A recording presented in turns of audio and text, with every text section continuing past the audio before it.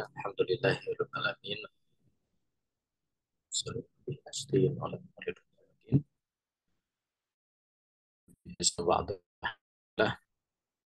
Diberikan karunia nikmat sehat satu wujud nikmat kita untuk sama-sama mengkaji kita selama malam kaji kitab Mafahim sia-sia di Suta, masih di bab tentang politik dunia. Kita bahas tentang konstelasi di Timur Tengah. Setelah beberapa minggu lalu kita sudah bahas dan tuntaskan konstelasi di Eropa. Ya. Ini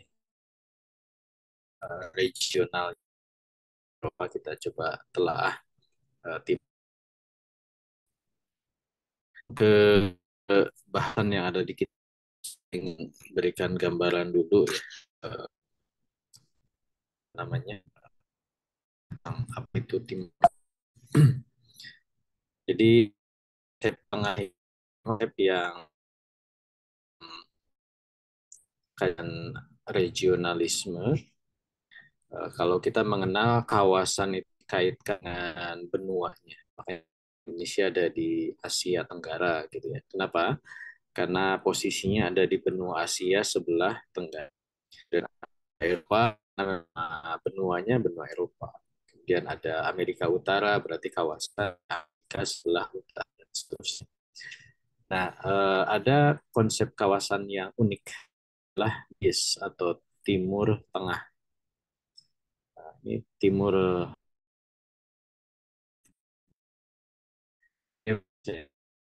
yang berarti ini dulu awal itu kan bagi dua ya, Barat dan Timur. Gitu. Wilayah Barat itu adalah Eropa dan kemudian berkembang sampai ke benua Amerika. Nah, di sebelah timurnya itu adalah Timur gitu ya, atau East. Nah, East itu ada Timur yang dekat atau Near East, ada Timur jauh Far East ya. Uh, nah, konsep Near East dan Far East ini konsep zaman kolonial ya, zaman yang sudah lama, yang kemudian dunia Islam pada saat itu dikenal sebagai Near East, ya, Timur yang dekat. Sedangkan Far East itu Barat menyebut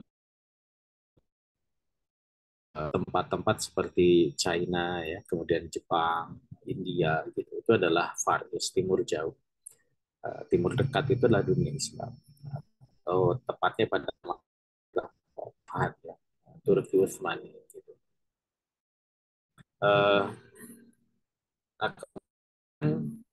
masuk juga Near East ini karena wilayah Turki ini kan juga mencakup Eropa, daerah Rumania, Hungaria, ya, Polandia itu dulu di bawah pengaruh Turki.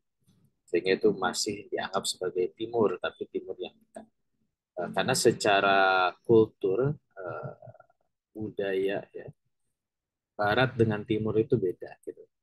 Maka yang disebut Timur itu adalah selain mereka yang berbudaya Barat, gitu, termasuk juga Islam atau Turki. Nah, ketika kemudian wilayah Turki ini semakin surut, dan terlebih ketika Turki ini kemudian runtuh pada tahun 1924, maka wilayah Near East ini sebagian masuk ke East, ya, masuk ke West, ya, masuk ke Barat, dan sisanya itu adalah wilayah bekas wilayah Turki Utsmani yang kemudian dinamai sebagai Middle East, ya, Timur sebelah. Jadi kurang lebih apa namanya, silsilah atau runutan, ya, kurang lebih seperti itu. Nah, makanya kemudian kalau kita lihat peta ini, tadi yang saya gambarkan bahwa Barat Timur itu lagi-lagi seperti juga kita bahas kemarin tentang Eropa, ini adalah melihat dunia dalam perspektif Eropa atau Europe, gitu ya. Uh, Makanya kemudian tadi ada Far East, ada Near East, ya, Turki, dan sisa dari wilayah Turki ini menjadi Middle East. Jadi ini menegaskan bahwa memang konsep Far East, Middle East itulah konsep yang terkait pemetaan dunia dalam perspektif Barat. Tapi secara secara faktual itulah yang kemudian digunakan, sehingga sebenarnya tidak menjadi sebuah konsep yang sifatnya apa, khatarah gitu ya, tapi ini konsep yang sifatnya general umum dan berdasarkan pemetaan, walaupun tadi awalnya adalah bersifat Eropa sentrik.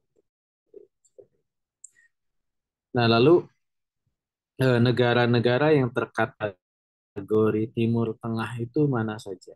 Nah, ini memang tidak ada semacam kesepakatan ya, eh, mana saja negara yang masuk ke ke Timur Tengah gitu. Sebagaimana juga dalam konsep regionalisme kan, batas region itu sifatnya abstrak ya. Kemudian kita mengkategorikan border atau batas dari region ini,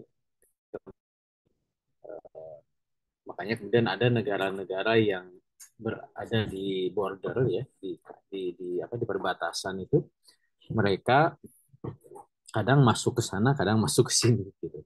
Dan itu suatu hal yang biasa dalam dalam konsep regionalisme gitu.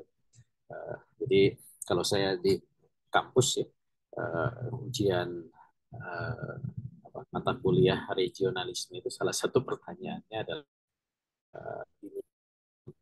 menempatkan sebuah negara itu ke kawasan mana gitu. Dan yang penting uh, kalau argumennya ya oke okay, nggak ada masalah gitu. Contoh misalnya Turki ke Middle East ya, gitu. Tapi apakah Turki bisa masuk ke Middle East? Bisa, karena yang penting argumentasi. Atau Turki mau kita masukkan ke Eropa, ya boleh juga. Gitu. Yang penting argumentasinya, gitu ya. Tapi tentu itu argumentasi yang logis, gitu ya. Karena tidak mungkin argumentasi yang setelah ini belum jalan. Bentar.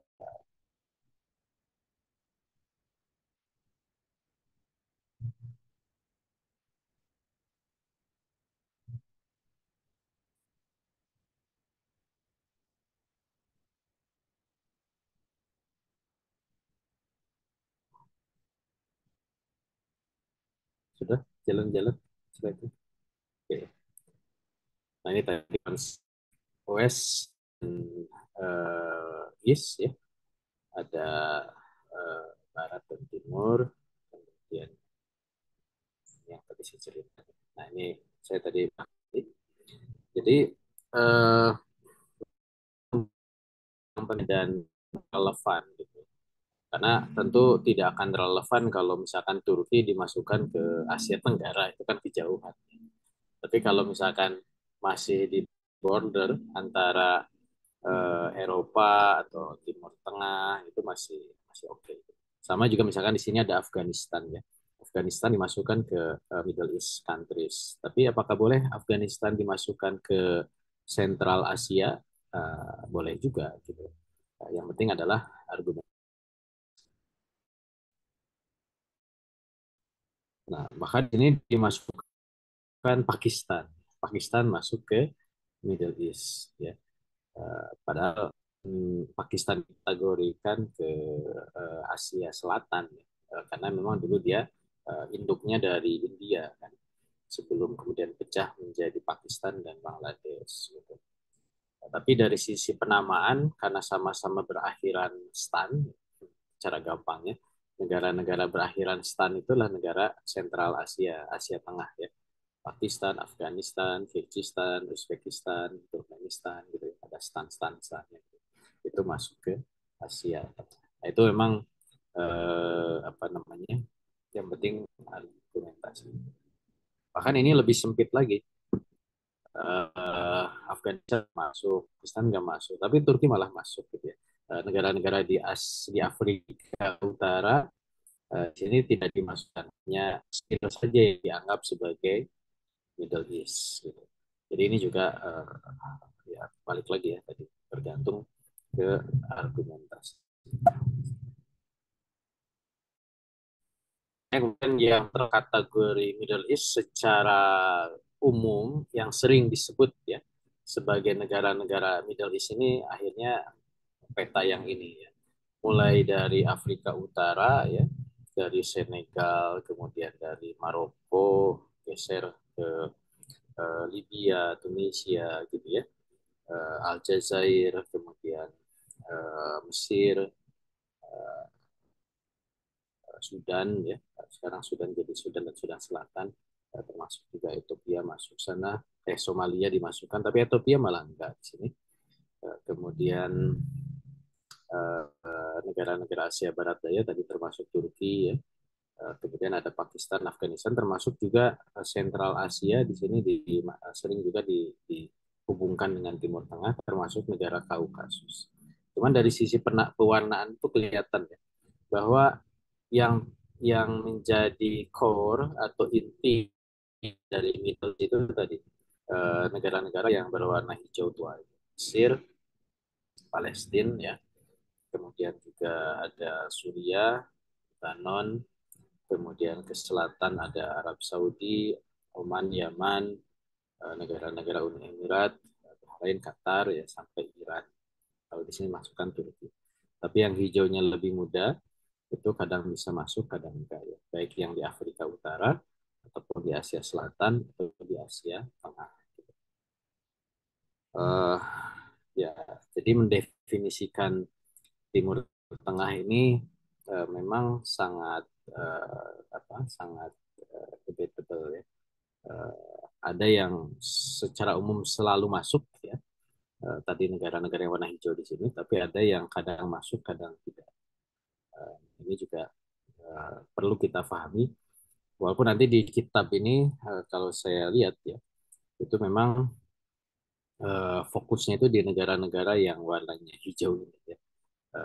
Pembahasan Timur Tengah yang dimaksud. Gitu. Oke ya, ini juga sama analisis terkait dengan bagaimana memasukkan negara-negara tersebut masuk ke Timur Tengah atau tidak. Nah, kalau ini kan dilihat ya bahwa yang warna hijau, warnanya merah di Eropa Timur yang dulu mas ya, Romania, Bulgaria, Yunani, Turki, Utsmani ya, yang kemudian mereka akhirnya bisa diambil alih kembali oleh oleh Barat, akhirnya lepas dan itu secara pengaruh mas bahwa atau ada pengaruh ya, walaupun mungkin tidak sekuat ya, pengaruh dari Indonesia. Nah, Timur Tengah sering dipisahkan menjadi dua sub kawasan. Pertama adalah sub kawasan Timur Tengahnya itu sendiri, atau kadang disebut ada subnya lagi, yaitu daerah apa namanya bulan sabit subur ya, Fertile Crescent. Kemudian ada wilayah Afrika Utara. Makanya kadang istilah penyebutan Timur Tengah itu sering disebut MENA, Middle East and North Africa. Itu sebutan lain ya terkait dengan dua dua subkawasan dari itu. Nah, tadi saya sebut bahwa di Timur Tengah itu ada yang dikategorikan sebagai bulan sabit subuh. Itu adalah wilayah kita kenal sebagai wilayah Syam. Wilayah Syam yang itu adalah daerah yang subur, yang di atas ini yang warnanya kuning, mulai dari Mesir masuk ke Palestina, Syam ya Suriah, kemudian sampai ke Irak ya. Makanya disebut the crescent atau bulan sabit atau the fertile crescent, wilayah bulan sabit yang subur. Kadang wilayah ini juga disebut sebagai Levant, ya, wilayah Levant. Makanya dulu ketika muncul konsep ISIS ya, Islamic State Iraq and Suriah, kadang disebut juga ISIL, Islamic uh, Islamic State Iraq and Levant. Ya. Itu menunjukkan wilayah wilayah Syam. Gitu. Memang konsep-konsep ini perlu kita telusuri, perlu kita kenali agar kemudian kita bisa ngerti ini yang dimaksud itu apa. Kayak dulu mungkin ya, ketika muncul ISIL, Levant itu apa sih gitu ya. Nah, ini juga penting ya kita sebagai pengamat politik internasional ya, tidak hanya sekedar akademisi hubungan internasional, tapi juga kita mengamati. Apalagi ini adalah di dunia Islam, maka konsep-konsep tadi penting kita juga harus ya setidaknya tahu lah, punya maklumat gitu. Levan itu apa, Syam itu kemudian ya kalau Syam kan itu konsep Islam ya. Syam itu masuknya di mana? Atau tadi Fertile Crescent itu apa namanya bulan sabit subur itu mana sih? Gitu. Atau nanti di kitab ini disebut ada nama daerah namanya Swiss Timur gitu ya. Ini kan bicara Timur Tengah tuh ngomong Swiss gitu. Supaya kita nggak roaming gitu ya terkait dengan penyebutan uh, wilayah atau kota-kota yang ada di Timur Tengah. Nah, negara-negara yang sekarang ada di Timur Tengah dulu adalah bagian dari dunia Islam. Uh, dan mereka uh, kalau dulu saya dijelaskan ya oleh dosen saya, apa sih yang menjadi uh, pengikat dari Timur Tengah itu ya Arab ya. Uh, Arab sebagai sebuah culture, sebagai sebuah bahasa. Karena negara-negara Timur Tengah itu ikatan utamanya itu adalah Arabisme ya, Arab kearaban gitu. Makanya kenapa Turki atau Iran itu dianggap periferal ya, pinggiran dari Timur Tengah karena dia sudah tidak kental Arabnya. Walaupun Turki itu masih masih ada Arabnya, Iran itu bahasa Persia atau bahasa Turki itu masih ada pengaruh dari Arab. Nah, pasca terjadinya kolonialisme, ya, kemudian juga masuknya Barat di Timur Tengah, nanti juga akan kita detailkan. Negara-negara Barat itu kemudian memecah belah ya, wilayah Timur Tengah ini. Mereka kuasai pasca Perang Dunia ke-1, bahkan sebelumnya. Eh, Mereka lakukan kolonialisme dan mereka membangkitkan apa yang disebut dengan paham kebangsaan ya nasionalisme. Makanya kemudian kalau kita lihat ya eh, bendera yang diadopsi oleh negara-negara di Timur Tengah ini ada empat pola ya, empat pola. Eh, Pertama adalah pola dari separatisme Utsmaniyah, ya, hitam, hijau, putih, merah, gitu ya. Itu adalah bendera yang di apa namanya didesain ya oleh Inggris yang kemudian dikenalkan untuk melakukan perlawanan terhadap Turki Utsmani gitu ya. Uh, itu dengan tiga warna. Kenapa tiga warna ini? Uh, Secara historis ya itu dikaitkan dengan uh, apa namanya representasi dari kekhilafahan Islam di masa lalu gitu ya sebelum Utsmani gitu. Abbasiyah, Umayyah,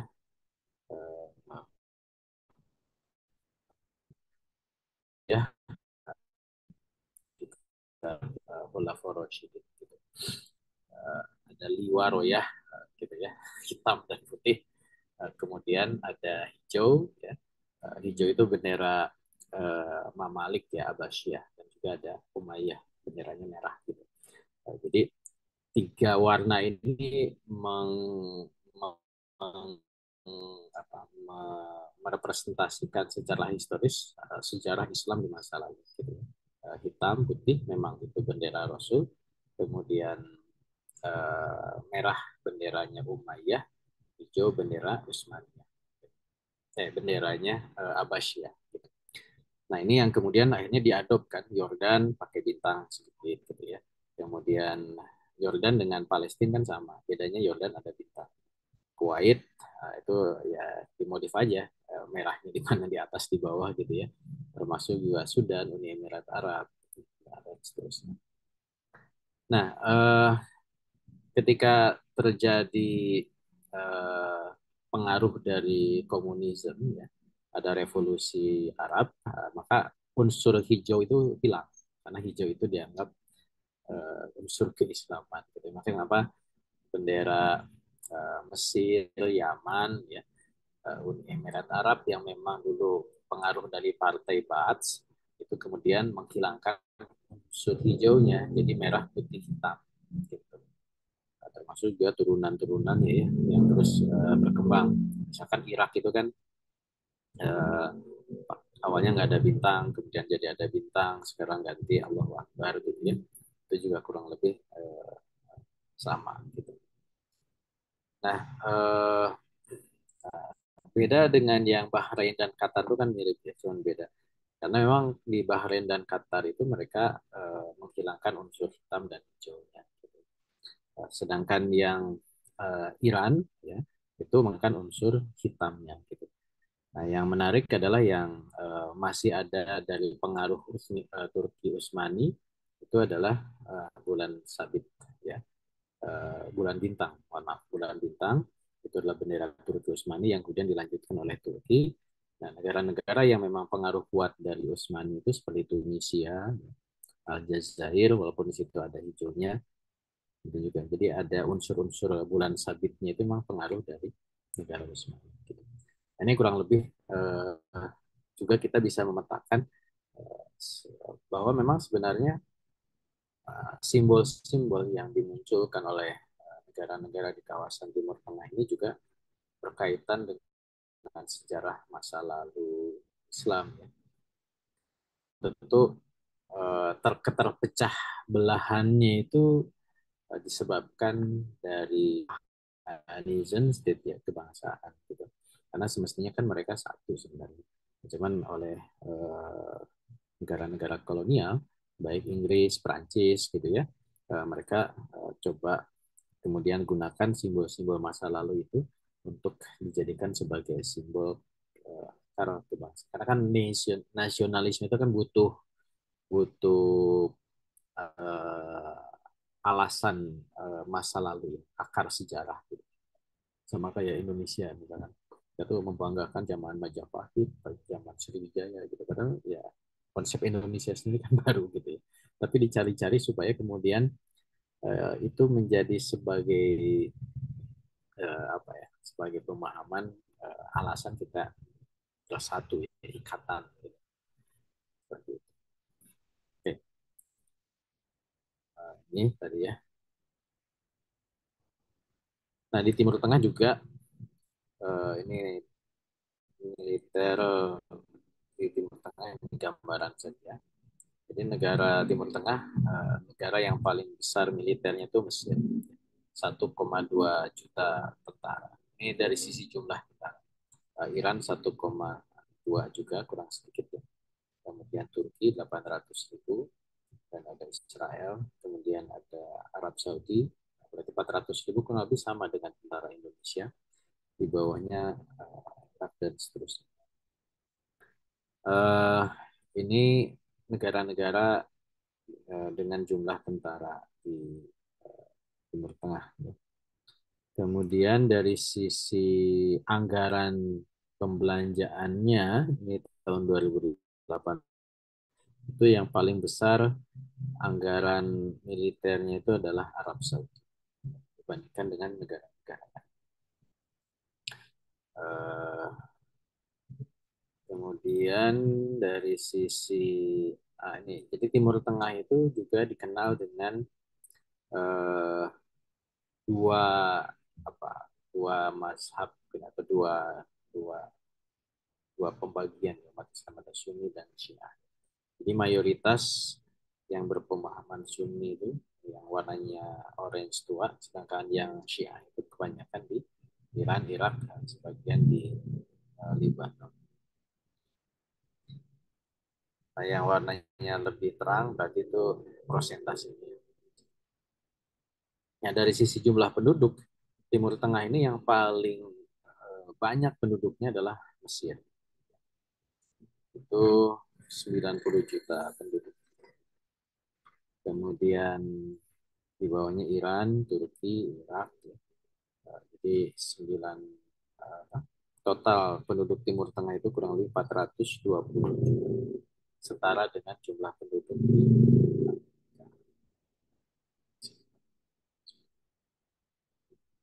Nah, sedangkan dari sisi sebaran keagamaannya, memang mayoritas Timur Tengah itu adalah Muslim.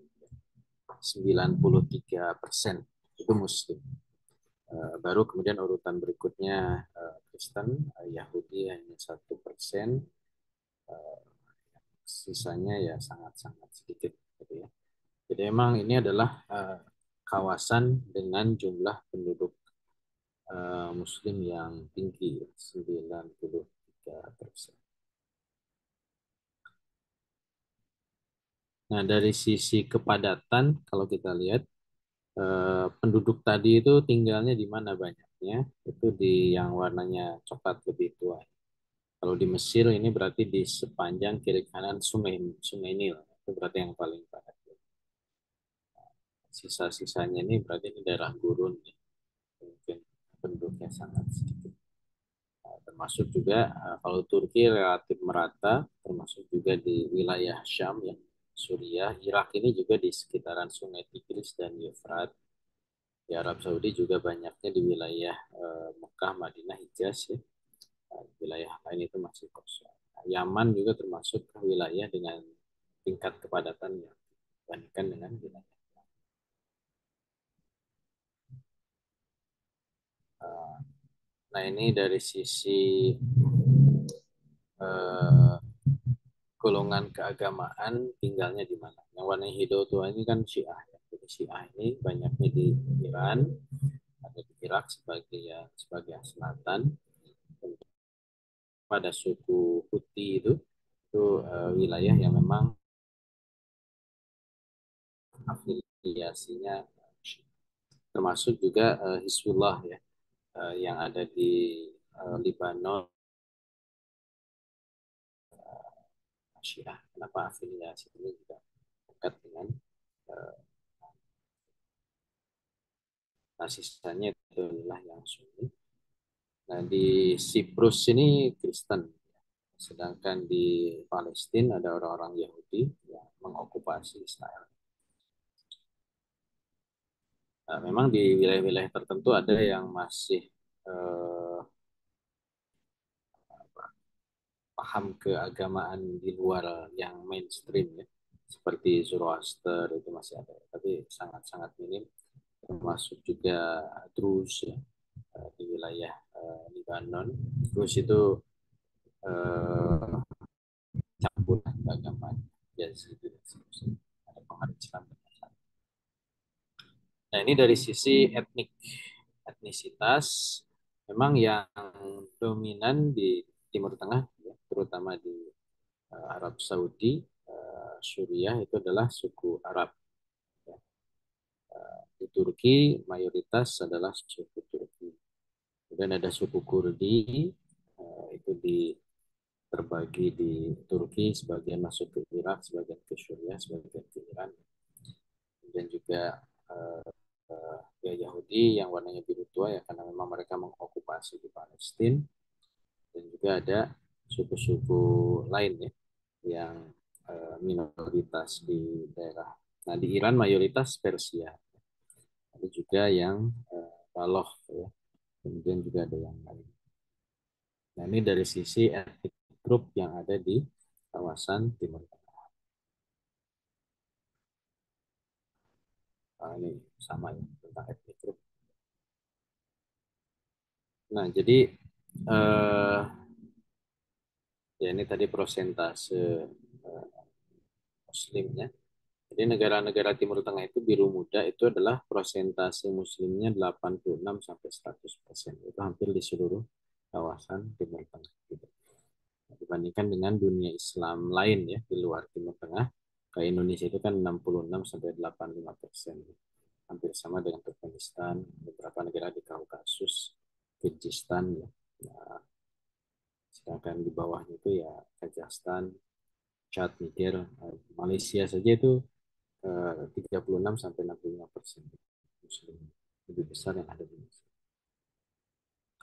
Baik, nah itu gambaran umum tentang kawasan Timur Tengah. Mudah-mudahan itu jadi maklumat ya tentang. Jadi kita kebayang pemetaannya seperti apa, negara-negara mana yang masuk dan seterusnya.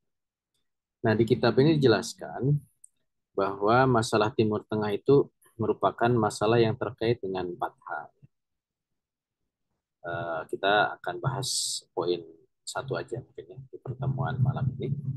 Pertama adalah terkait dengan Timur Tengah itu pasti identik dengan Islam dan juga bagaimana Barat menganggap bahwa Islam itu mengancam mereka. Kemudian yang kedua, Timur Tengah itu juga terkait dengan posisi geografis ya, yang strategis. Dan dengan posisi geografis yang strategis inilah kemudian munculkan dominasi Timur Tengah terhadap arus transportasi Eropa. Jadi dia semacam hub ya, penghubung gitu, titik penghubung dari tiga benua. Gitu. Timur Tengah itu dia adalah ya kalau di jalan tuh kayak pertigaan, jalan ke Eropa, jalan ke Afrika, jalan ke Asia itu di Timur Tengah titik. Nah yang ketiga yang juga penting dari Timur Tengah itu adalah terkait dengan masalah Yahudi ya, institusi Yahudi. Ini nanti juga kita akan bahas dan ini sangat relate dengan kondisi saat ini terkait dengan masalah Yahudi ini. Kemudian yang keempat adalah bagaimana kolonialisme yang terjadi di Timur Tengah. Makanya kalau bicara Timur Tengah dan ini masih relevan, ya, kitab ini kan dibuat tahun 2004 itu masih relevan dengan sekarang. Walaupun nanti tinggal masalah intensitasnya. Islam bahaya bagi Barat dari 2004 sampai sekarang itu masih relevan. Barat masih menganggap Islam itu ancaman. Kemudian yang kedua, posisi Timur Tengah sebagai tempat yang strategis itu juga masih relevan. Yahudi, Palestina ya, ini juga suatu hal yang ya, sampai sekarang masih termasuk juga penjajahan Barat ya. Walaupun mungkin minyak itu sudah ada pergeseran, tapi ya masih masih juga menjadi sumber sumber energi utama ya, yang diperebutkan. Juga ini saya lihat masih relevan. Makanya masalah Timur Tengah itu ya nggak jauh-jauh masalahnya tentang masalah Islam, posisinya, geografisnya atau geopolitiknya, masalah institusi Yahudi dan masalah kolonialisme. Gitu. Dan keempat hal ini tidak hanya terkait dengan problem yang ada di kawasan tersebut saja ya, di Timur Tengah saja, tapi juga uh, dunia, termasuk kalau kita kasih subjudul di pembahasan kita ya, konstelasi adidaya itu adalah terkait dengan keempat hal. Jadi kenapa negara-negara adidaya masuk ke kawasan Timur Tengah itu adalah juga ada kaitannya dengan masalah Islam, masalah memperebutkan posisi strategis dari Timur Tengah ini, kemudian bagaimana mereka menanamkan negara institusi Yahudi, dan bagaimana mereka mengambil sumber daya alam, gitu, berebut sumber daya alam. Konstelasi adidaya pun tidak jauh ya terkait dengan keempat persoalan. Baik, kita masuk ke poin yang pertama tentang Islam. Jadi Islam itu ini perspektifnya pasca perang dingin. Jadi Islam itu selalu dianggap menjadi bahaya bagi Amerika Serikat dan Barat. Gitu ya. Terlebih juga pasca Perang Dingin ketika Uni Soviet runtuh, ya, maka Islam itu menjadi ancaman utama bagi Barat, ya, yang dipimpin oleh Amerika Serikat untuk bisa mereka itu tetap menanamkan hegemoninya secara internasional. Dan kalau bicara Islam, maka eh, tempat yang menjadi apa namanya, yang menjadi inti dari Islam itu adalah Timur Tengah. Kenapa? Karena Timur Tengahlah tempat awal kemunculan Islam dan tempat titik tolak penyebaran Islam. Dan eksistensi Islam di Timur Tengah itu masih sangat kuat, ya. Ketika Barat menggelorakan melawan Islam atau melakukan perlawanan terhadap Islam, maka yang dididik adalah negara-negara yang ada secara statistik pro 9%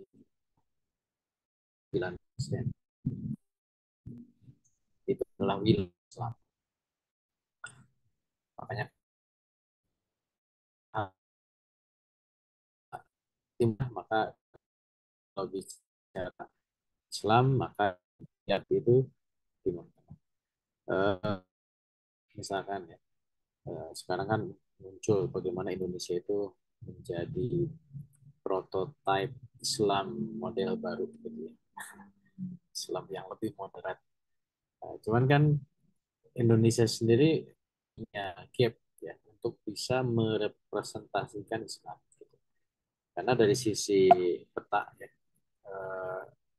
Indonesia ini di periferal, kalau kita lihat peta ini di, di, pun mungkin dari sisi ke ke terpemeluk ke memeluk muslimnya, negara yang negeri muslim terbesar di dunia itu Indonesia, walaupun sekarang sudah disalib oleh Pakistan. Indonesia adalah negeri muslim terbesar, tapi Indonesia itu masih atau ya belum diakui untuk bisa merepresentasikan Islam. Bahkan untuk hal yang remeh, bukan remeh ya, hal yang yang cabang saja seperti ekonomi Islam gitu ya. Indonesia itu kan juga tidak mampu melawan Malaysia. Untuk Malaysia itu sudah mencantangan jadi sentral ekonomi Islam dunia, itu sudah mulai diakui. Tapi Indonesia yang nggak punya konsep ya. Fashion misalkan, walaupun ini juga tentu perlu ditelah ya. Itu kan fashion Islami ala Indonesia ya, ternyata juga sulit seperti itu. Memang secara posisi kita itu ada di pinggiran, posisi yang terengah. Nah, ini gambaran bagaimana dulu memang Islam itu bermula dari Mekah ya. Rasulullah SAW menerima wahyu, kemudian Rasulullah berhasil mendirikan daulah Islam di Madinah, dan dari Madinah lah kemudian Islam itu menyebar ke seluruh penjuru dunia ya, dengan berbagai tahapan-tahapan, mulai dari penyebaran pada masa Rasulullah, uh, di Jazirah Arab terislamkan, dilanjutkan pada generasi Khulafaur Rasyidin, uh, generasi Abbasiyah, sampai kemudian masuk ke Eropa ya, dan juga masuk ke Asia Tenggara gitu ya. Wilayah Indonesia itu kan kalau di peta ini disebutkan abad ke-13 masih. Nah, jadi memang diakui bahwa penyebaran Islam itu berasal dari pusat. Dan dari situlah kemudian Islam menyebar dari Timur Tengah, dari Arab ke Afrika Utara, bahkan ke Eropa, ke Asia Tengah, bahkan ke Asia Selatan. Walaupun kemudian sesuai dengan perkembangannya bahwa mazhab-mazhab yang ada di Islam itu juga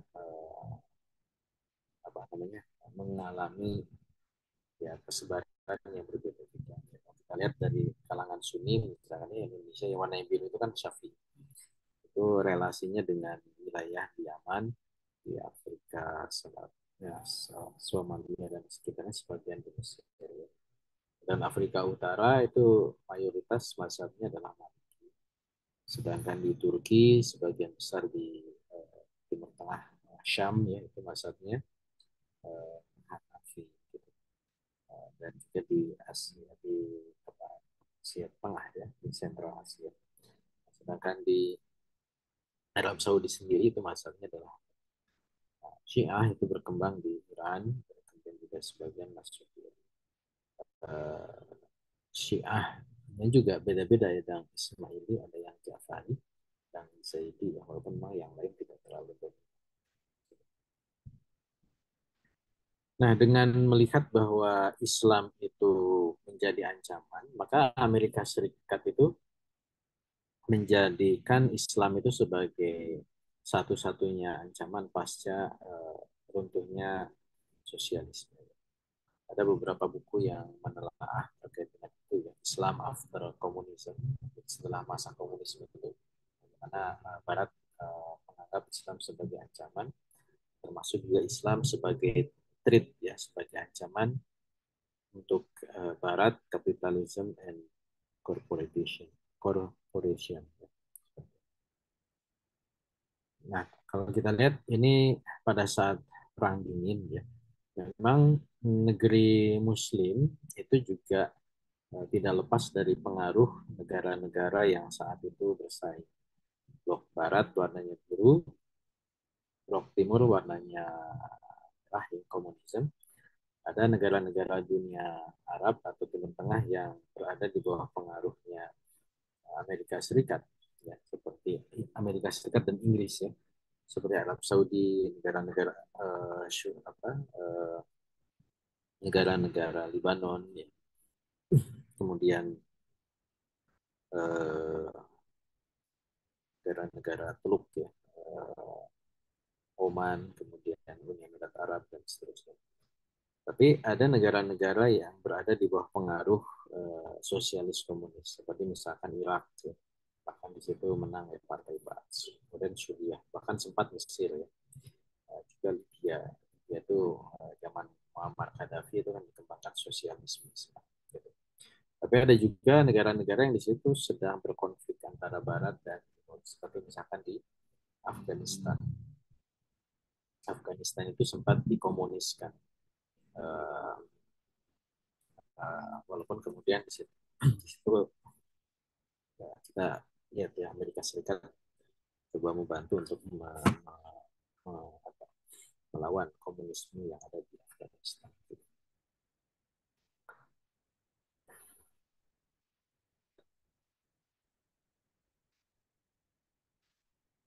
Nah, kenapa kemudian memang Barat itu apa namanya ada konflik ya dengan dunia Islam? Kalau kita kembali ke tesisnya Samuel Huntington, ini peta ini dibuat oleh Samuel Huntington, The Clash of Civilization, bahwa memang uh, namanya civilization itu sulit untuk kemudian dilebur karena mereka punya way of life ya, cara pandang hidup, atau ya namanya juga civilization, bahasa kita hadarah ya. Hadarah itu kan majmul mafaimanil hayah, kumpulan pemahaman tentang kehidupan yang memang berseberangan gitu. Makanya terjadilah konflik di antara peradaban-peradaban yang ada. Itu yang disebut oleh Huntington sebagai clash of civilization. Nah, cuman Huntington ini juga kemudian memetakan bahwa konflik di antara peradaban itu tidak sama ya. Dia bedakan misalkan antara konflik yang tinggi atau more konfliktual dengan konflik yang tidak terlalu tinggi atau less konfliktual. Tapi kalau kita lihat dari peta ini, memang Islam itu konfliknya tinggi dengan semua peradaban. Peradaban yang punya interaksi dengan Islam, dengan Ortodoks misalkan. Rusia itu more konfliktual karena memang sejarahnya juga uh, dulu pusat Ortodoks itu kan di Konstantinopel, kemudian diserang oleh Turki Utsmani ya di Futuhat gitu ya pada masa Muhammad Al-Fatih, dan itu menjadi sejarah panjang konflik antara Ortodoks yang kemudian berlanjut di Rusia dengan Utsmania. Makanya konflik dengan Islam Ortodoks itu dengan Kristen Ortodoks itu tinggi. Termasuk kayak kasus kemarin Masjid Hagia Sophia yang kemudian awalnya dulu masjid, awalnya gereja jadi masjid, kemudian dijadikan museum pada masa siapa Mustafa Kemal, kemarin pada masa Erdogan kemudian dijadikan masjid lagi, ya respon yang tinggi kan dari Rusia. Nah dengan Afrika juga more konflik. Kenapa? Karena memang Islam disebarkan kan ke Afrika Utara dan di situ kemudian ada konflik-konflik yang terjadi. Nah dengan Barat apalagi kan Islam dengan Barat itu ya sejarah konfliknya sangat panjang, mulai dari perang salib ya, bahkan sampai sekarang. Dan memori dari perang salib itu masih mengiang gitu ya. Nanti juga kita singgung bagaimana misalkan pada saat War on Terrorism dicanangkan oleh George Bush yang senior itu, George Bush yang junior itu dia istilahkan juga dengan crusade ya, dengan perang salib. Ya. Artinya itu mengaitkan aksi terorisme yang diduga kuat oleh kelompok-kelompok Islam yang dituduhkan kepada kelompok-kelompok Islam dengan apa yang dia sebut sebagai crusade. Dengan Hindu juga more konflik ya. Case-nya adalah di India. Bahkan sampai sekarang ketika orang Hindu India yang kemudian menang ya, uh, Hindu apa, fundamentalis gitu ya, uh, Perdana Menteri Modi di India itu, nah, dia bikin kebijakan-kebijakan yang uh, yang mendiskriminasi umat Islam. Terlebih kan dulu akibat kolonialisme di India oleh Inggris itu kebijakan yang segregasi ya, antara Inggris memperlakukan Hindu dengan Inggris memperlakukan umat Islam, dan mereka diadu dombakan gitu ya. Karena memang dilawan adalah Kesultanan Mughal di India, maka Inggris menggunakan orang-orang Hindu dan itu terjadi konflik. Sampai ketika Inggris meninggalkan India itu kan menjadi konflik yang luar biasa, sehingga umat Islam akhirnya kemudian melakukan migrasi besar-besaran ke barat dan ke timur, yang ke timur berkumpul di Pakistan Timur yang menjadi Bangladesh, yang barat itu Pakistan. Hanya kemudian konflik dengan Hindu itu juga Islam sangat tinggi gitu. Nah, jadi ini peta dari Samuel Huntington untuk menunjukkan bahwa memang ketika Barat ya, kehilangan musuhnya pasca runtuhnya komunisme di tahun 90-an ini, maka mau tidak mau dia berhadapan dengan peradaban eksis yang ada gitu. Ya, yang ketika peradaban itu punya sejarah konflik yang tinggi, maka itulah yang kemudian menjadi suatu hal yang dididik gitu ya, yang dihadapi oleh Barat. Kalau kita lihat kan di sini hanya dua. Barat itu punya konflik yang tinggi kan dengan Islam dan dengan China. Gitu. Dan ini juga kita lihat faktanya setelah kemarin War on Terrorism, War on Radicalism, perseteruan dengan China walaupun mungkin alasannya dagang gitu ya, tidak langsung mengarah ke civilization, ini terjadi. Nah, makanya kemudian juga apa yang menjadikan konflik itu menguat, salah satunya adalah ketika Barat ingin menanamkan nilai-nilai Barat. Salah satunya misalkan terkait dengan faith and freedom, ya, masalah kebebasan. Gitu. Karena itu adalah nilai utama dari Barat, gitu. Civilization-nya, hadarahnya itu adalah huriyah, ya, kebebasan, baik huriyah saksiyah dan seterusnya gitu. Nah, sedangkan Islam tidak mengenal kebebasan itu. Apalagi ketika Barat mengukur tingkat kebebasan atau indeks, ya, kan itu cara Barat itu dia bikin pengindeksan. Kira-kira ini tingkat kebebasannya seperti apa gitu. Nah, kalau kita lihat di dunia Islam ya dalam pandangan Barat dari sisi kebebasan itu ya skornya rendah. Ya.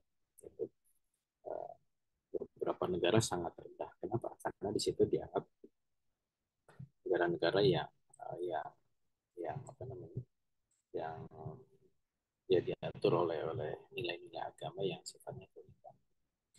Padahal mereka menganggap bahwa yang idealnya itu adalah kebebasan, partisipasi, demokrasi. Ini yang kemudian terjadi.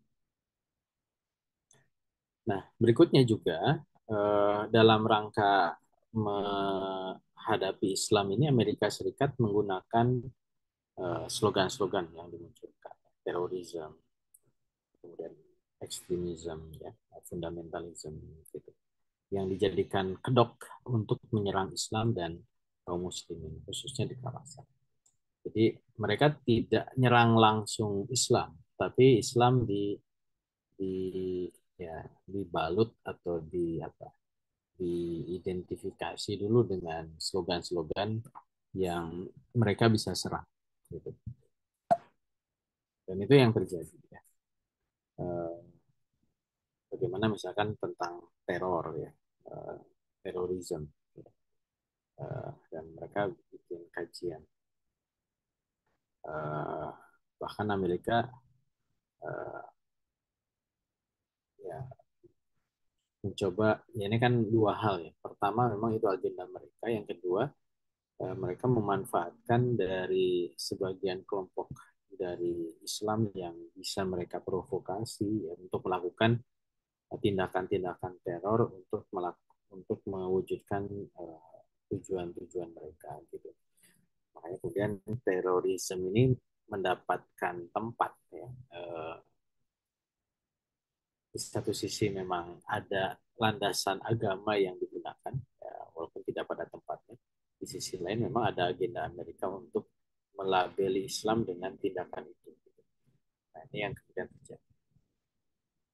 Nah, kalau kita lihat dari peta ini kan war on terrorism yang dilakukan oleh Amerika itu dimulai sejak uh, serangan ke WBC, setelah kemudian aksi-aksi teroris jadi di berbagai tempat, ya, termasuk juga di Indonesia saat itu muncullah war on terrorism di Afghanistan, ya, walaupun sekarang sudah berakhir dengan alasan menyerang dulu Mullah Umar, ya, yang dianggap menyembunyikan para pelaku terorisme di WBC, dan berlanjut ke Irak, gitu ya, dengan alasan awalnya mereka punya potensi senjata pemusnah massal. Akhirnya kemudian berkembang ke ISIS, ya, 2011, gitu. Termasuk juga di Pakistan, ya, Pakistan, Afghanistan, yang afiliasi dengan Taliban, menyembunyikan Osama bin Laden sampai berhasil ya, mereka mengumumkan berhasil ditangkap atau dibunuh. Termasuk juga apa yang terjadi di Yaman, apa yang terjadi di Suriah, Arab Spring, dan seterusnya dan seterusnya. Kemudian eh, dunia Islam dilemahkan dengan kebijakan war on terrorism Amerika Serikat. Sehingga Amerika Serikat punya alasan mereka untuk menempatkan berbagai pasukannya di kawasan. Dan kalau kita lihat ini data 2020, ya, penempatan pasukan Amerika di dunia itu terkonsentrasi di Timur Tengah, wilayah Timur Tengah. Nah, disitulah ada basis militer Amerika, termasuk juga ada penempatan pasukan-pasukan untuk menjustifikasi upaya mereka untuk war on terrorism. Walaupun sekarang sudah relatif berkurang, karena mungkin sudah dianggap berhasil ya, untuk bisa meredam bangkitnya dunia Islam di kawasan. Itu mungkin uh, ini juga menjadi faktor yang perlu dievaluasi. Misalkan dari penempatan pasukan di Irak dan Afghanistan. Dulu pada awal War on Terrorism sampai 180.000, sekarang berkurang tinggal 2.500.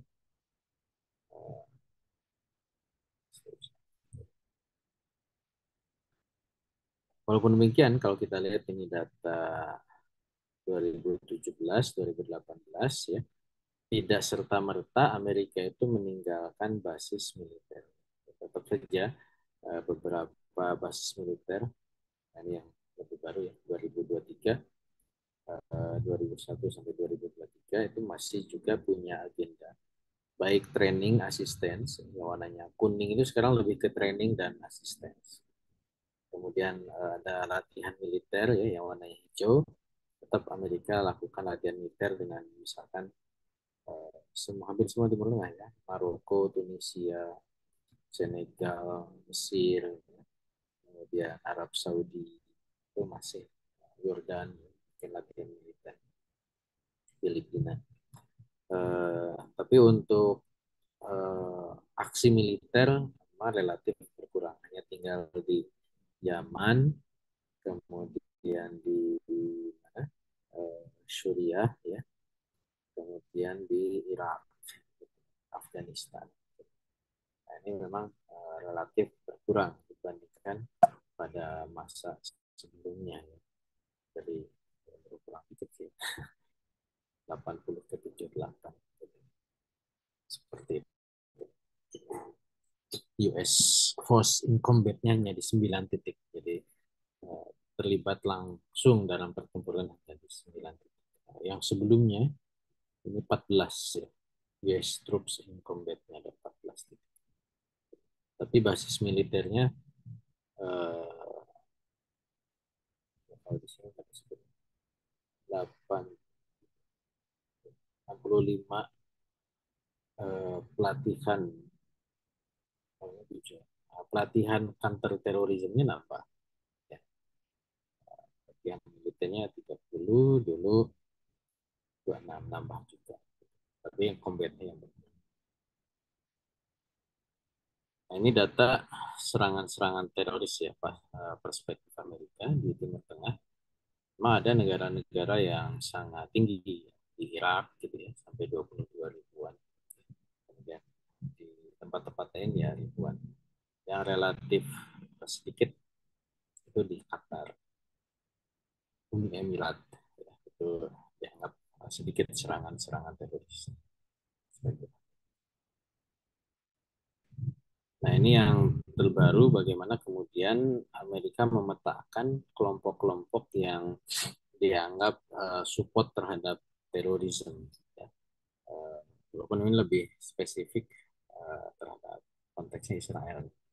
Seperti di Lebanon ada Hizbullah, di Gaza ada Hamas dan Islamic Jihad. Kemudian Yaman kelompok Houthi, di Irak ada 3 kelompok. Nah, berikutnya juga tidak hanya dengan isu terorisme, Amerika Serikat juga bagaimana mendiskreditkan Islam dalam konteks politik. Gerakan-gerakan Islam itu didorong menjauh dari kekuasaan. Kelompok ekstremis Islam ya, kalau kita lihat di timeline ini memang dalam pemetaan ini perspektif Rusia ya, itu mulai dari Ikhwanul Muslimin, Hizbullah, Hamas, Al-Qaeda, ISIS, kurang lebih mungkin sama ya dalam perspektif Amerika juga, bahwa kelompok-kelompok inilah yang menjadi kelompok dominan untuk bisa apa namanya menghalangi dominasi Barat ya, di Timur Tengah gitu. Walaupun mungkin relatif tidak sekuat sebelum. Nah, beberapa mereka bisa masuk dalam parlemen ya, berkuasa seperti misalkan di Turki, di Indonesia, partai-partai Islam itu berkuasa. Tapi ada juga yang dilarang kayak di Mesir, ekonomi Muslim itu dilarang. Nah ini kalau Ikhwanul Muslimin di beberapa negara Timur Tengah itu diberikan atau punya legalitas dan punya kesempatan untuk bisa masuk di pemerintahan atau setidaknya ikut dalam pemilu. Gitu. Tapi di negara yang warnanya ungu, warnanya abu-abu ini di ban, dilarang seperti di Syria, di Mesir, sama di Arab Saudi, ya, itu dilarang. Termasuk Uni Emirat.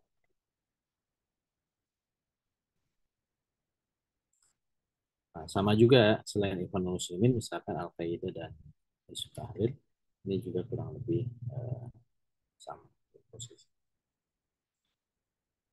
Nah, selain itu juga Barat melakukan tindakan kekerasan ya, terhadap orang-orang yang dianggap melakukan aktivitas terorisme atau aktivitas apa, ekstremisme ya, yang mereka tangkap dan mereka lakukan dengan cara kekerasan, kebrutalan, penyiksaan. Baik oleh Amerika secara langsung, misalkan di penjara-penjara yang mereka lakukan, dilakukan penyiksaan, dan juga oleh rezim. Ini beberapa hal yang dulu sempat ramai tentang penyiksaan di penjara Guantanamo, penjara bagi kalangan terorisme.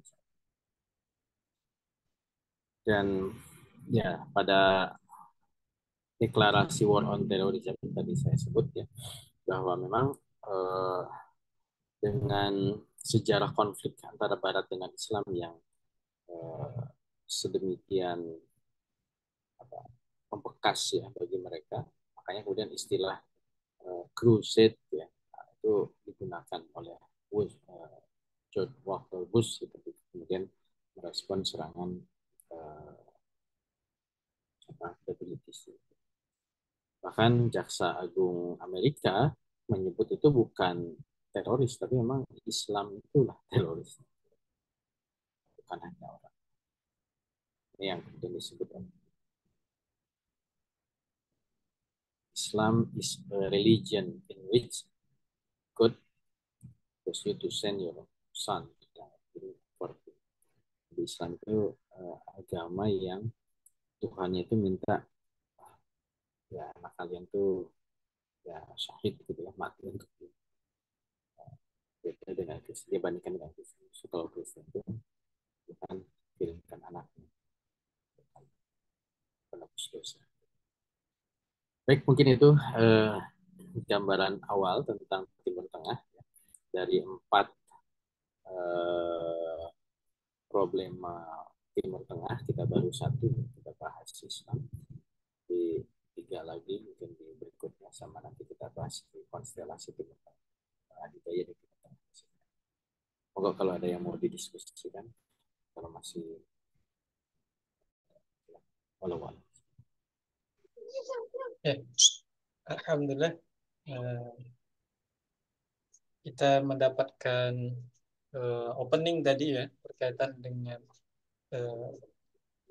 penggunaan istilah Timur Tengah berangkat dari mapping ya, mapping di dunia Islam atau mapping di peta dunia, bahwa tadi beliau sampaikan ada Timur Dekat, ada Timur Jauh, kemudian ada istilah khusus di antara kedua hal itu Timur Tengah ya.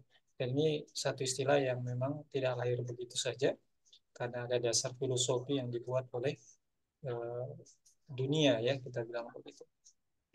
Dan kemudian ternyata kita juga dapati bahwa beliau sampaikan di poin pertama tadi, ini ada kaitannya dengan agama kita, agama Islam yang memang mayoritas berada di kawasan tersebut ya, dan menjadi lahirnya atau munculnya turunnya agama Islam itu ada di sana, kawasan Timur Tengah ya. Alhamdulillah buat Bapak Ibu, insya Allah ini kita buka tanya jawabnya, sesi diskusi. Silakan Bapak Ibu yang mau bertanya langsung, berinteraktif langsung bisa nanti langsung raise hand. Atau kalau memang ada yang ingin ditanyakan bisa saja mengirimkan pertanyaannya ke kolom komentar ya. Insya Allah nanti coba kita pilih untuk kita mintakan kepada Ustadz untuk memberikan tanggapan ataupun jawabannya. Ini sudah ada yang masuk di kolom komentar kita, Ustadz.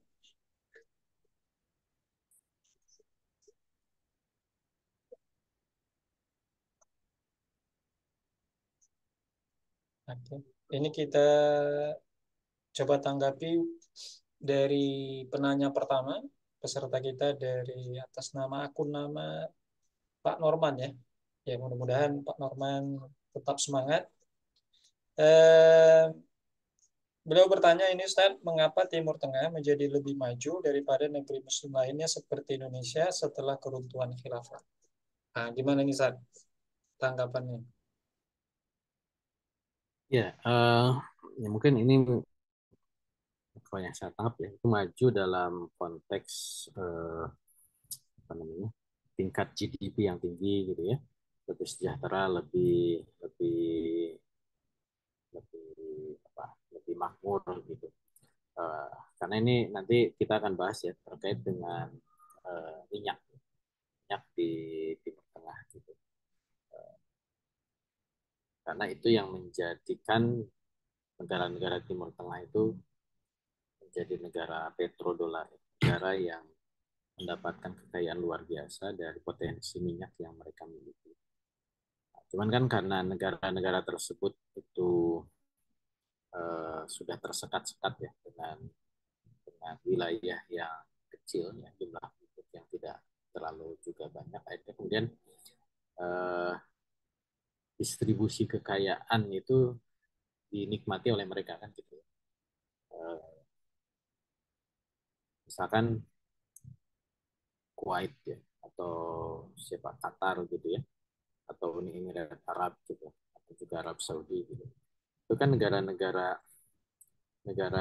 yang dianggap eh, sejahtera gitu ya. Bahkan Kuwait dan Qatar itu eh, apa istilahnya, eh, nilai mata uangnya itu sangat tinggi ya. satu satu dinar Qatar atau Kuwait itu kurang lebih 40 ribu rupiah, sampai 2 kali lipat dibandingkan dolar ataupun euro gitu. Kenapa? Karena memang jumlah penduduknya sedikit. Kayak Qatar itu kan hanya sekitar 2 juta penduduk, Kuwait 4 juta, Bahrain 1,7 juta, gitu. Uni Emirat Arab yang lebih banyak lah, sekitar 9 juta. Dengan kekayaan alam yang mereka dapatkan dan didistribusikan hanya kepada mereka, ya, kemudian penduduk setempat itu mendapatkan pembagian yang luar biasa gitu ya. Sama kayak kita Brunei Darussalam kok sejahtera gitu ya, di sana ya. Karena dia punya kekayaan minyak, hanya didistribusikan ke orang-orang situ saja yang jumlahnya sedikit gitu. Hanya kemudian menjadi sejahtera di sana gitu. Itu faktornya itu begitu. Pertama mereka dapat kekayaan alam yang luar biasa, yang kedua dengan sekat nasionalisme akhirnya kemudian kekayaan alam itu hanya dinikmati oleh penduduk setempat gitu. Akhirnya mereka menjadi sangat kaya. Uh, tentu ini bukan berarti persoalan keruntuhan khilafah. Ya, keruntuhan khilafah itu menjadi faktor keterpecah belahannya umat Islam ya. Uh, tapi di sisi lain kan akhirnya kemudian ada umat Islam yang mereka itu tidak mendapatkan distribusi kekayaan karena memang mereka potensi sumber dayanya sedikit gitu ya. Ataupun kalau banyak kayak Indonesia ya, itu jumlah penduduknya juga banyak gitu, faktor pembaginya jadi besar gitu. Jadi saya melihatnya seperti itu, majunya itu dalam konteks tadi ada kekayaan alam yang mereka dapatkan tetapi terdistribusi hanya di antara mereka saja. Nah, tentunya ini tidak memberikan pengaruh signifikan gitu ya, terhadap kemajuan hakiki ya. Karena kan semestinya umat Islam itu menjadi umat yang, ya kalau kita sudah bahas di bab sebelumnya ya, menjadi negara superpower, negara adidaya gitu. Cuman kan dengan negara yang kecil, walaupun mereka kaya dan mereka merasa cukup hanya sekedar itu, peran atau posisi negara tersebut di level internasional kan tidak cukup. Bahkan mereka hanya eh, apa ya membebek saja terhadap kepentingan-kepentingan Barat yang selama tidak mengganggu kesejahteraan duniawi mereka. Fungsi sebagai negara adidayanya itu tidak, ya bahkan sulit untuk bisa diwujudkan. Itu yang kemudian menjadi problem. Jadi saya melihatnya seperti itu, Pak Norman. Walaupun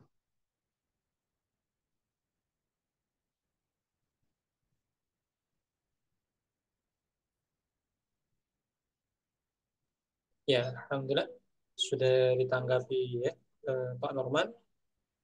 Kemudian kita masuk ke pertanyaan selanjutnya nih Ustaz dari Mbak atau Ibu Sri Dismayanti. Izin bertanya Ustaz, dalam kitab Takatul didisebutkan bahwa kebangkitan Islam itu akan dimulai dari negeri-negeri Arab karena mereka memiliki potensi bahasa Arab. Bagaimana hal ini jika dikaitkan dengan semakin sekulernya bangsa Arab sekarang? Nah, gimana Ustaz jika dikompar ke kitab yang lain? ya itu dilihat dari satu sisi ya, bahwa memang Islam itu wahyu Allah yang diturunkan dengan bahasa Arab gitu. Makanya punya ke apa? Punya eh, kemampuan untuk berbahasa Arab, pemahaman berbahasa Arab itu kan semestinya menjadi modal untuk bisa memahami wahyu Allah ya dengan mudah gitu. Tinimbang orang yang tidak familiar dengan bahasa Arab gitu. Karena itulah bahasa Al-Quran, bahasa wahyu. Dan Al-Quran itu adalah wahyu yang membangkitkan. Jadi semestinya kalau kemampuan berbahasa Arab itu dimiliki, dia bisa mudah untuk mengakses wahyu dari Allah, akses hasanah keislaman, sakofa Islam, itu menjadi faktor yang membangkitkan. Gitu. Karena Islam adalah agama pembebas, ya, agama yang membangkitkan, bukan hanya sekedar agama pemuas dahaga intelektual gitu ya. Bisa bahasa Arab tapi asik aja untuk dibaca, tapi harusnya kan memberikan daya dorong untuk bangkit gitu. Jadi konteksnya ke sana. Tetapi ketika kemampuan bahasa Arab itu tidak digunakan untuk memahami wahyu dan menjadikan pemahaman itu bisa menggerakkan dan membangkitkan, maka ya jadilah seperti dunia Arab yang kita lihat saat ini. Artinya mereka punya toolsnya, tapi toolsnya itu tidak digunakan untuk membuat mereka bangkit. Ya, salah satunya adalah kalau dikaitkan dengan sekularisme, itu karena mereka juga pengaruh dengan paham itu gitu, bahwa urusan kehidupan, ya, urusan politik itu dipisahkan dengan urusan fasludin an. Mereka terpengaruh bahwa Islam itu hanya sekedar spiritual, ritual gitu ya, bukan nizam hayah, bukan sistem hidup gitu. Makanya kemudian tidak cukup kemampuan berbahasa Arab itu untuk bisa membangkitkan umat. Gitu. Tapi itu bisa menjadi tools yang mempercepat gitu.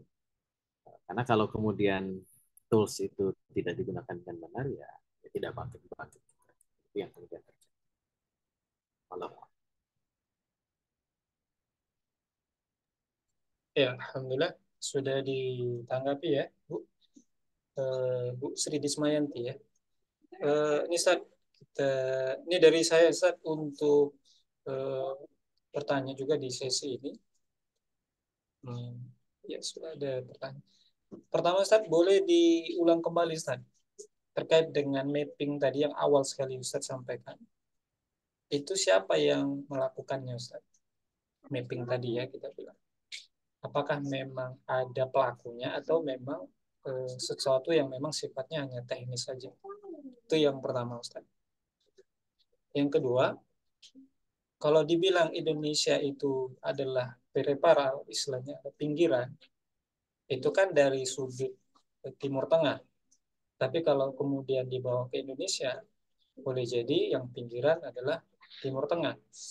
Nah, parameter bahwa terletak di manakah itu istilahnya, apakah karena dia diletak pada posisi munculnya Islam pertama kali di Timur Tengah, atau Islam yang di Indonesia itu tidak dianggap terlalu penting sehingga dianggap sesuatu yang memang di pinggir kita bilang tadi. Itu yang ketiga, yang kedua. Nah, mungkin yang terakhir, ada satu tadi yang Ustadz sempat sampaikan terkait dengan ajaran Islam,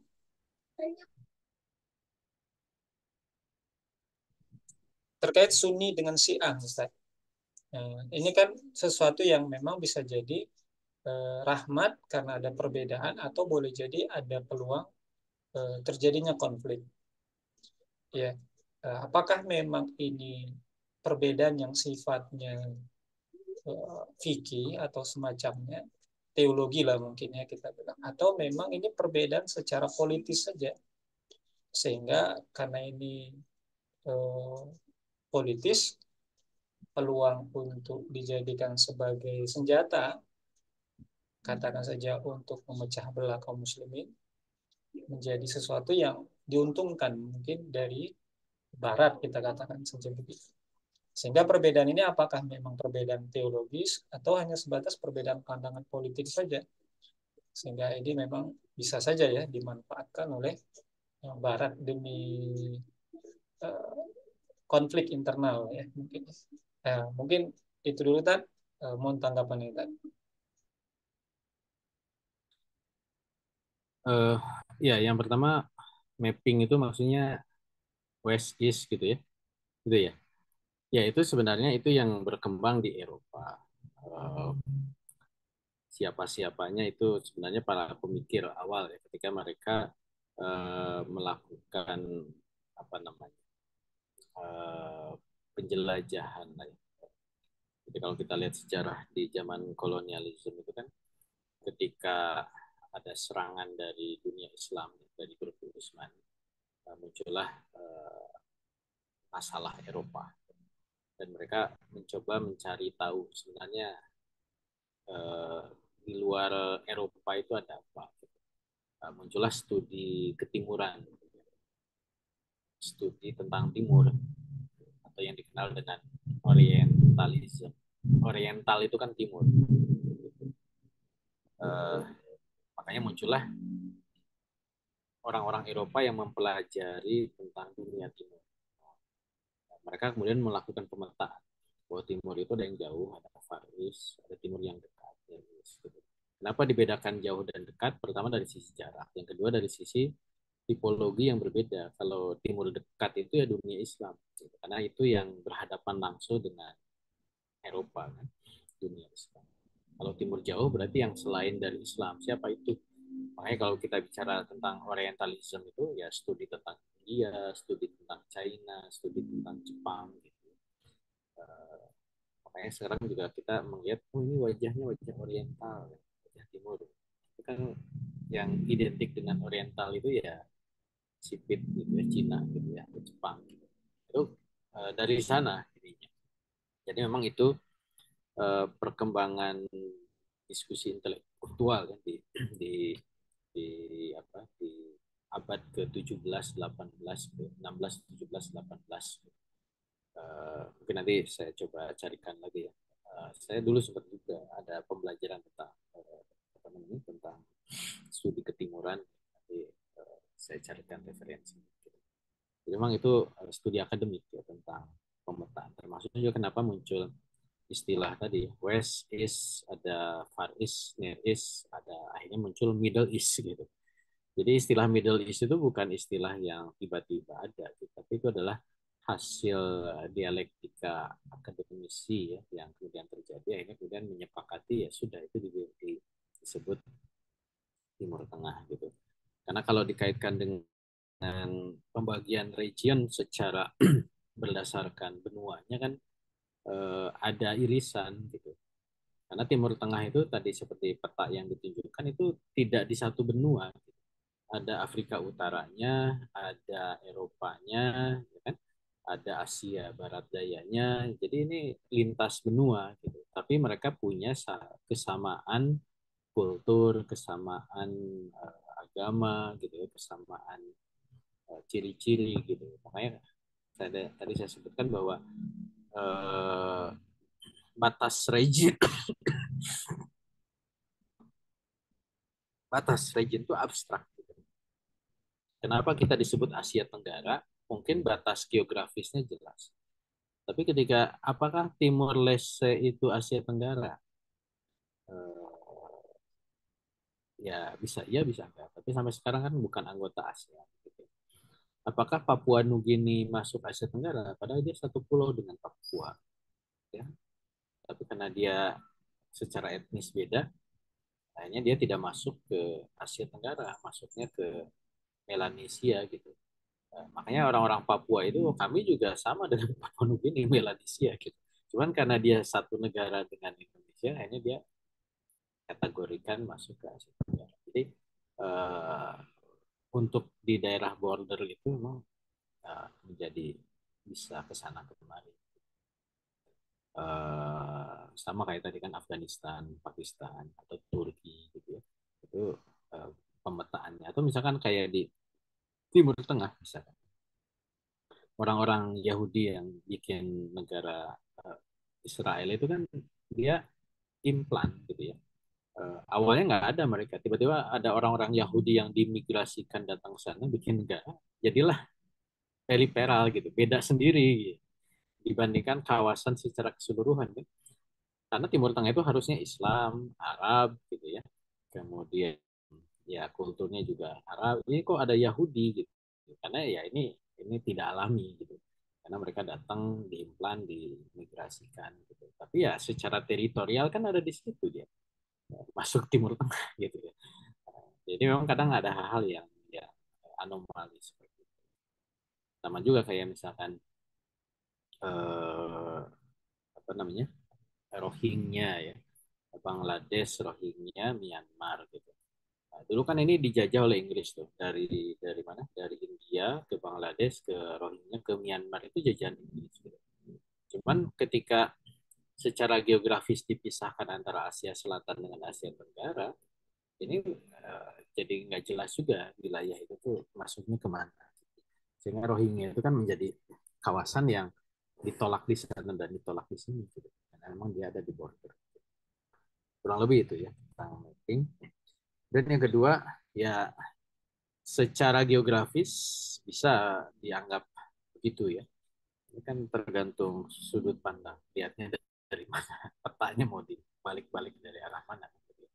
Tapi kalau kita bicara tentang konsep core and periphery, ya, core and peripheral, inti dan pinggiran itu, kalau kita bicara Islam, jadi yang disebut, jadi banyak banyak. Jadi kalau saya sering bikin matriks, ya, mana yang paling banyak samanya itu yang disebut sebagai core. Mana yang paling beda itulah periferal. Gitu. Bukan dilihat sekedar geografis. Gitu. Kalau geografis Israel itu core di tengah-tengah kan. Tapi dia itu paling banyak bedanya, makanya dia di kawasan Timur Tengah itu dia periferal. Seperti juga Turki, seperti juga Iran. Karena dia negara yang paling banyak bedanya dibanding yang lain. Itu yang disebut periferal itu begitu. Sama di Asia Tenggara. Singapura itu periferal di Asia Tenggara, walaupun dia paling maju gitu ya, negaranya di tengah-tengah gitu. Tapi dia adalah periferal. Kenapa? Di kawasan Asia Tenggara karena Singapura itu adalah negara yang paling beda. Yang lainnya Melayu, dia Cina gitu ya.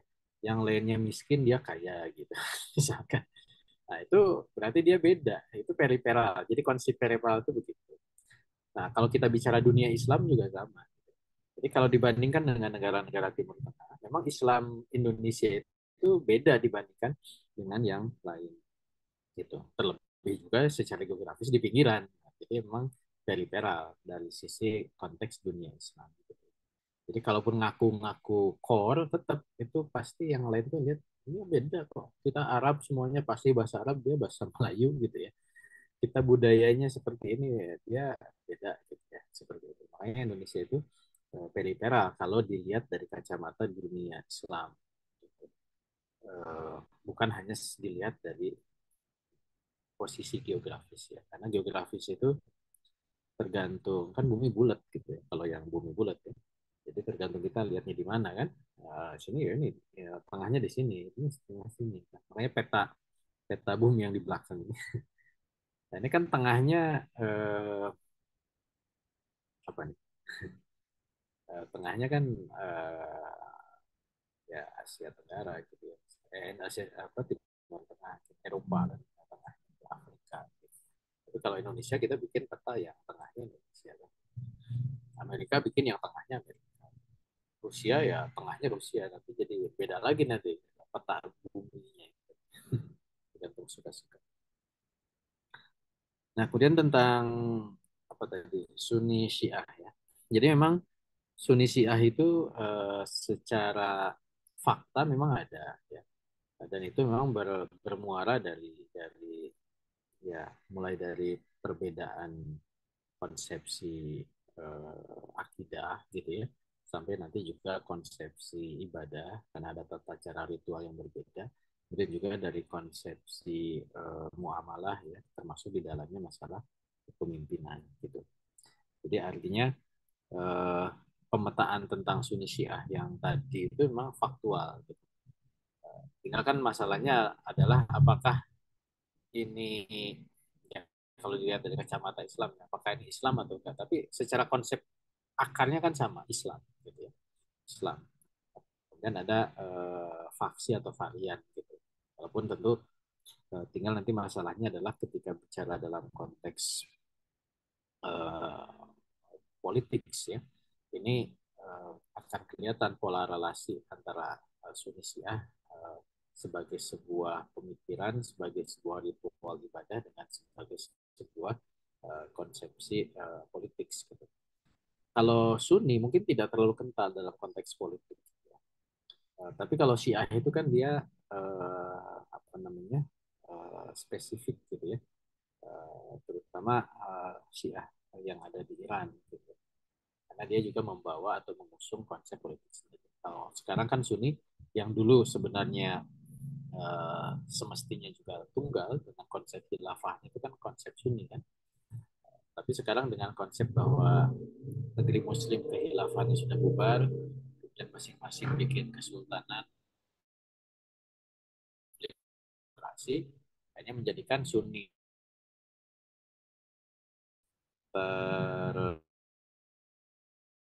hanya sekedar persoalan mazhab Syafi'i, Hambali dan seterusnya. Walaupun itu ada ibadah dan muamalah gitu ya seperti itu. Jadi tidak lagi bicara konsepsi politis. Kalau saya melihatnya begitu. Ya, kalau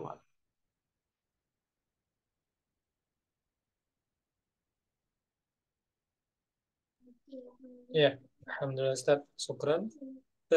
Ini sepertinya ada pertanyaan terakhir ini Ustaz. Ya, mohon izin Bapak Ibu jamaah sekalian, kita coba batasin karena ini ada 4 pertanyaan ini. Cukup banyak mungkin. Kita minta ke beliau ini menanggapi satu persatu. Dari akun, ini mohon maaf kalau tidak salah. Dinda ya, karena orang kurang hurufnya ini. Mohon izin bertanya Ustadz, satu yang pertama tentang konflik Palestina, mengapa pembelaan justru datang dari komunitas Syiah? Ini analisanya gimana Ustadz? Ini yang pertama Ustadz. Atau mau dibaca satu-satu lagi Ustaz? ya udah kebaca. Saya langsung. Oh boleh Tan, boleh Tan, lanjutan. Ya, yang pertama tentu tidak tidak dibaca bahwa hanya Syiah. Gitu. Ya. Kebetulan memang yang respon kan Iran gitu. Kemudian dari Houthi, kemudian juga dari Hizbullah di Lebanon gitu. Lalu gimana penguasa-penguasa yang latar belakang Sunni? Ya sebenarnya kalau dari sisi statement kan ada ya. Erdogan itu kan Sunni misalkan walaupun dia apa namanya Hanafiyah itu kan juga ada statement walaupun memang tidak melakukan pembelaan secara militer. Di Indonesia juga kan ngerespon gitu ya, melakukan pembelaan gitu ya, walaupun ya pembelaannya hanya sekedar retorika atau setidaknya mengirim bantuan ke manusia.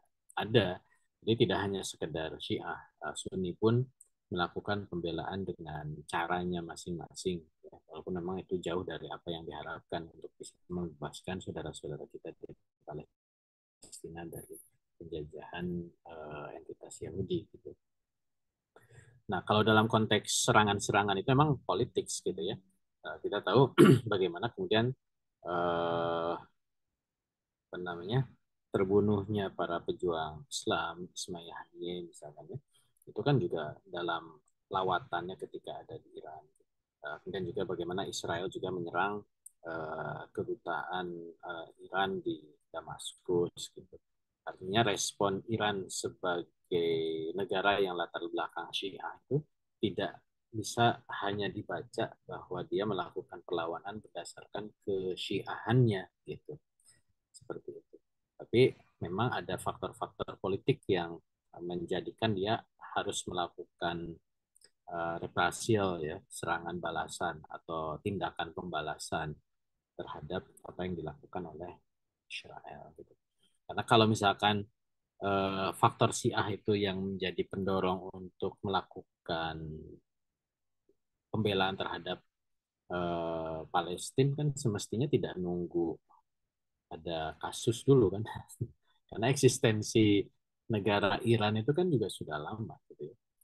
Kenapa tidak sejak zaman ya, kalau misalkan sekarang Syiah itu mulai ada pada masa Imam Khomeini revolusi tahun 79, harusnya kan sejak itu perlawanan terhadap Israel itu dilakukan. Ya mungkin ada tapi ya tidak serangan-serangan seperti yang sekarang terjadi kan. Artinya ini tentu ada belly case atau kasus pemicu yang lain ya. Bukan hanya sekedar latar belakang ke Syiah. Dan yang kedua tentang Syiah itu di mana sih posisinya? Memang tadi saya sebut bahwa Syiah itu kan ada aspek akidahnya, ya. Ada aspek mazhab ibadahnya Ja'fari gitu ya. Ada aspek politiknya Imamiyahnya gitu. Nanti kita harus lihat juga tadi kan pemetaan Syiah itu kan macam-macam ya. Ada Syiah apa namanya? Isna Asara, ada Syiah eh, apa namanya? Imamiyah, Ismailiyah gitu ya macam-macam. Nanti kita harus kalau kita lihat dalam perspektif syaratnya itu yang pertama tadi kalau secara akidah dia itu sudah melenceng, misalkan menuhankan Imam Ali Quramallahu wajhah misalkan ya, dan seterusnya, itu berarti sudah bukan bagian dari Islam. Tapi kalau misalkan dari aspek akidahnya masih benar, hanya ada perbedaan dalam konteks yang sifatnya furu ya, masalah muamalah, masalah fikih gitu ya, masalah kepemimpinan, siapa yang berhak, itu kan masalah-masalah furu ya. Nah, itu tentu masih bagian dari Islam. Jadi nanti harus dilihat dulu Syiahnya Syiah apa dan perbedaannya itu di aspek apa gitu. Jadi kita juga tidak bisa melakukan generalisasi Syiah secara keseluruhan. Gitu ya. Kemudian yang ketiga tentang ini analisis dari Samuel Huntington ya, The Place of Civilization. Kok Islam uh, bikin masalah troublemaker? Yaitu dia memetakan dari sejarah. Jadi Samuel Huntington itu kan dia bikin tesis The Place of Civilization. Base-nya apa? Base-nya sejarah. Sejarah masa lalu, interaksi antar peradaban. Ya memang faktanya begitu. Gitu. Tentu konflik ini bukan kan bicaranya trouble itu kan masalah perspektif. Eh, Masalah itu adalah sudut pandang. Eh, jadi jangan kita bayangkan begini, orang kok lagi tenang-tenang, ini Islam datang nyebarin agama, jadi mengganggu ketenangan, jadi troublemaker kan gitu. Itu kan masalah perspektif gitu. Padahal dalam pandangan Islam, dunia ini milik Allah. Mereka harus dikembalikan penghambaannya kepada Allah. Sehingga disitulah ada seruan syiar Islam. Eh, Hal-hal yang bisa menghalangi manusia ini bisa hamba kepada Tuhan yang hakiki Allah, itu yang kemudian harus dihilangkan. Makanya kemudian disitulah jihad dikumandangkan ketika ada orang yang menghalangi seruan-seruan kepada kemerdekaan yang hakiki gitu. Itu tidak dianggap sebagai troublemaker gitu ya. Kenapa? Karena mereka sendiri sedang dalam trouble dalam perspektif Islam, walaupun mungkin mereka tidak merasa sedang trouble gitu ya, karena mereka merasa itu benar gitu ya.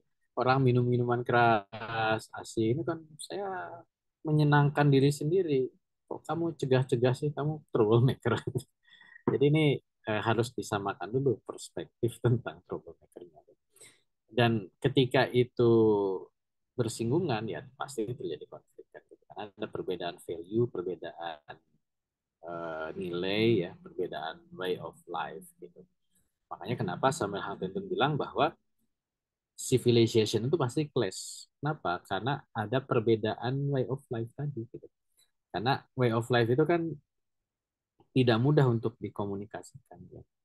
Apa yang sekarang digembar-gemborkan sebagai dialog antar agama, interfaith dialogue atau inter civilization dialogue itu juga tidak masuk ke hal-hal yang sifatnya prinsipal gitu.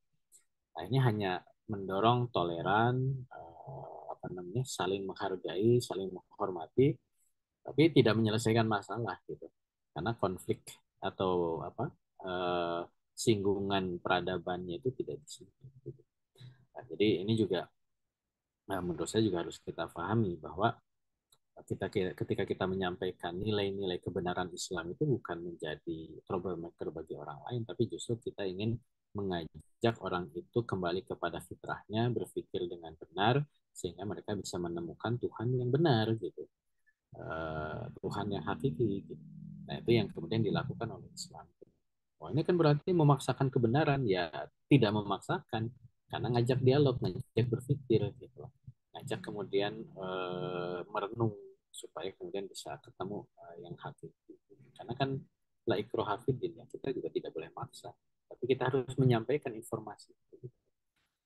Yang terjadi pemaksaan itu bukan pemaksaan ya. Jihad itu dikumandangkan ketika memang ada penghalang. Kalau tidak dihalangi ya, kebenaran itu boleh masuk tanpa ada penghalang, tentu itu kemudian tidak boleh kekerasan itu dilakukan. Ya, mungkin itu pas. Kemudian Islam rahmatan lil alamin. Ya, kurang lebih seperti itu ya. Kenapa uh, khilafah itu kemudian menjadi institusi yang bisa menyebarkan rahmatan lil alamin?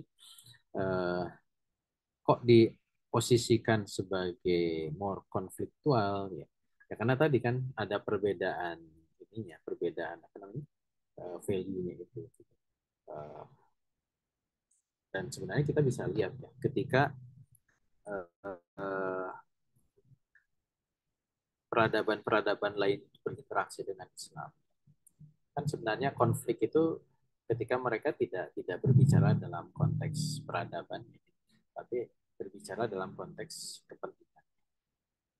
Perang salib itu kan bukan seruan-seruan dari orang-orang Barat, itu seruan-seruan yang menunjukkan mereka tidak mengenal Islam, memberikan penilaian-penilaian yang buruk tentang Islam. Tapi kalau misalkan pembebasan Konstantinopel, kita bisa saksikan bahwa orang-orang yang beragama beda dengan Islam itu justru mereka menunggu untuk dibebaskan karena mereka berada di dalam kekejaman kekuasaan yang mengatasnamakan agama atau peradaban.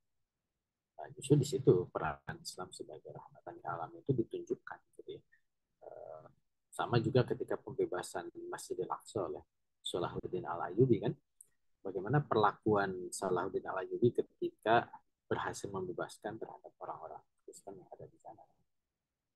Menunjukkan kemuliaan Islam, bahwa Islam itu hanya menghilangkan penghalang fisik, bukan kemudian ingin memusnahkan manusia atas dasar kebencian. karena memang prinsip Islam adalah prinsip rahmat. Walau Ya, Alhamdulillah. Sepertinya semua sudah terjawab, Tad. Kira-kira ada yang ingin disampaikan, Tad, sebagai closing statement? ya, insya Allah nanti masih kita lanjut dengan pembahasan poin berikutnya ya, tentang 4 hal yang relate dengan kawasan Timur Tengah, Islam, letak strategis, Yahudi, dan penjajahan. Mungkin nanti ada beberapa hal yang kita juga akan ulas ulang ya, penekanan-penekanan. Insya Allah mudah-mudahan diberikan kesempatan untuk ketemu lagi. Walau